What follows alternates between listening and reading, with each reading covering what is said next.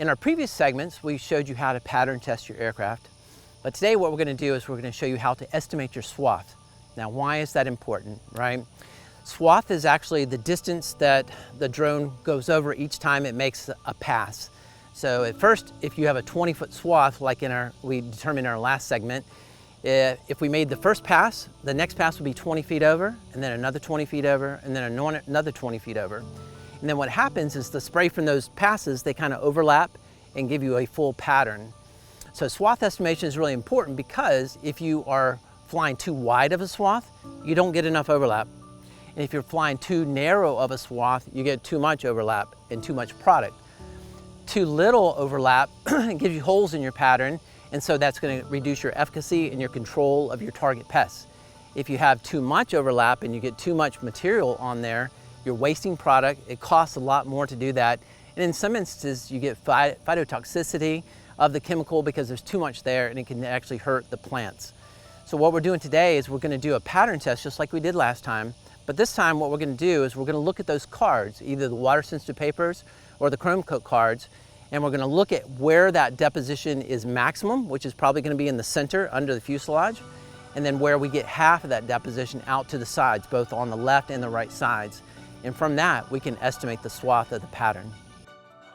All right, so now that we've done our pattern testing, one of the things that we can do is we can actually estimate our effective swath. So what we look for first is our maximum deposition on the cards. So I'll start down here on the left-hand side, looking at where the deposition is a maximum. And my expectation really is that the maximum should be about where the center of the drone is, under the fuselage. And sure enough, what I'm seeing here is between these two cards, these are fairly equivalent on deposition. So what I'm going to do is I'm just going to take one of these cards right here, and I'm going to try to find on the left-hand side and then on the right-hand side where we have half of that deposition. So I may look here, it looks similar, a little bit less, and yep, about right here. Madison, if you can place a flag here, that's about half of the deposition that I have on this center card. And then we'll do the same thing on this other end, down here, looking for about half the deposition that I have on the center card. That looks good, still looks good. And about right here. So Jared, if we can place a flag here, it looks like about half of the deposition we have on this card.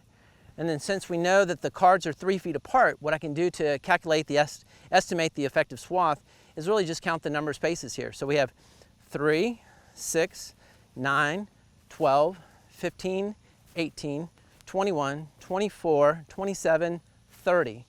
So our estimated effective swath is about 30 feet. Now to be a little bit on the safe side, so you don't end up with a gap if the wind's switching this way or that way, is to bring it back maybe 3 feet or so. So you can bring it back to 27 for your effective swath estimation.